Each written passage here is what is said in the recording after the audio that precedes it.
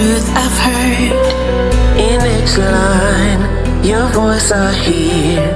Faithful God, you walk with me. Welcome back to Vibinese 247. Today we're joined by our reader Mubolanle from Zaria, who will be reading Judges chapter 11.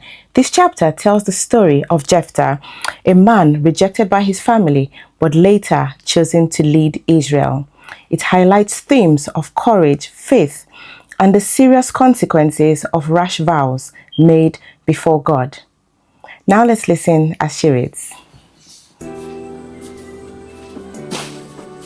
Jephthah the Gileadite was a mighty warrior. His father was Gilead. His mother was a prostitute. Gilead's wife also bore him sons, and when they were grown up, they drove Jephthah away. "You are not going to get any inheritance in our family," they said, "because you are the son of another woman." So Jephthah fled from his brothers and settled in the land of Tob, where a gang of scoundrels gathered around him and followed him. Sometime later, when the Ammonites were fighting against Israel, the elders of Gilead went to get Jephthah from the land of Tob. "Come," they said, "be our commander so we can fight the Ammonites." Jephthah said to them, "Didn't you hate me and drive me from my father's house? Why do you come to me now when you're in trouble?" The elders of Gilead said to him, "Nevertheless, we are turning to you now. Come with us to fight the Ammonites, and you will be head over all of us who live in Gilead." Jephthah answered, "Suppose you take me back to fight the Ammonites and the Lord gives them to me. Will I really be your head?" The elders of Gilead replied, "The Lord is our witness. We will certainly do as you say." So Jephthah went with the elders of Gilead, and the people made him head and commander over them. And he repeated all his words before the Lord in Mizpah.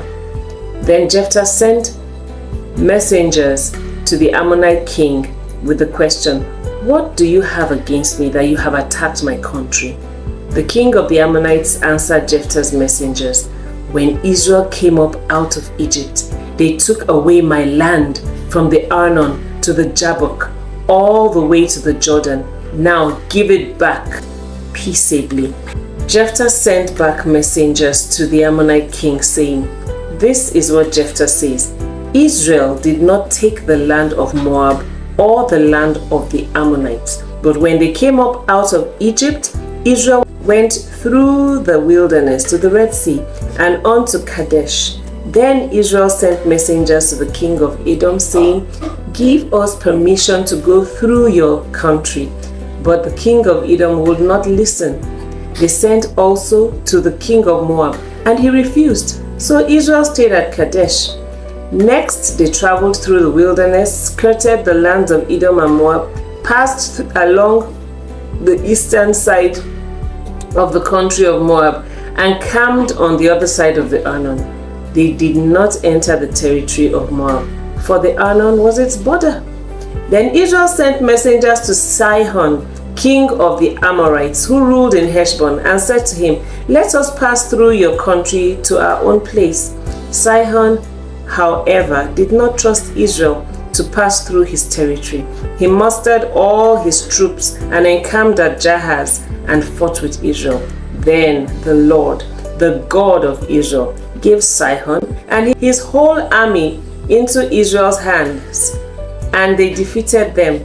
Israel took over all the land of the Amorites who lived in that country, capturing all of it from the Arnon to the Jabbok, and from the desert to the Jordan. Now, since the Lord, the God of Israel, has driven the Amorites out before his people, Israel, what right have you to take it over? Will you not take what your God Chemosh gives you? Likewise, whatever the Lord our God has given us, we will possess. Are you any better than Balak, son of Zippor, king of Moab? Did he ever quarrel with Israel or fight with them? For 300 years, Israel occupied Heshbon, Aroer, the surrounding settlements, and all the towns along the Arnon. Why didn't you retake them during that time? I have not wronged you, but you are doing me wrong by waging war against me. Let the Lord, the judge, decide the dispute this day between the Israelites and the Ammonites." The king of Ammon, however, paid no attention to the message Jephthah sent him. Then the Spirit of the Lord came on Jephthah.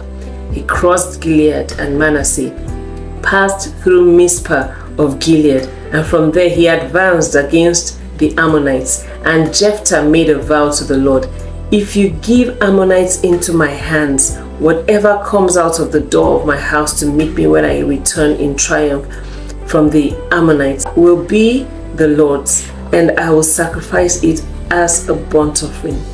Then Jephthah went over to fight the Ammonites, and the Lord gave them into his hands. He devastated 20 towns from Aroer to the vicinity of Minnith, as far as Abel Keramim. Thus Israel subdued Ammon. When Jephthah returned to his home in Mizpah, who should come out to meet him but his daughter, dancing to the sound of the timbrels? She was an only child. Except for her, he had neither son nor daughter. When he saw her, he tore his clothes and cried, "Oh no, my daughter, you have brought me down and I'm devastated. I have made a vow to the Lord that I cannot break." "My father," she replied, "you have given your word to the Lord. Do to me just as you promised, now that the Lord has avenged you of your enemies, the Ammonites. But grant me this one request," she said. "Give me 2 months to roam the hills and weep with my friends, because I will never marry." "You may go," he said, and he let her go for 2 months. She and her friends went into the hills and wept because she would never marry. After the 2 months, she returned to her father, and he did to her as he had vowed, and she was a virgin. From this comes the Israelite tradition that each year the young women of Israel go out for 4 days to commemorate the daughter of Jephthah the Gileadite. Mobolanle for Bible News. Thank you for joining us on Bible News 247, and thank you, Mobolanle, for that reading. May the Lord open our hearts to receive His word, grant us wisdom to understand it, and help us to live in obedience and faith each day. My name is Kenny for Bible News. My feet and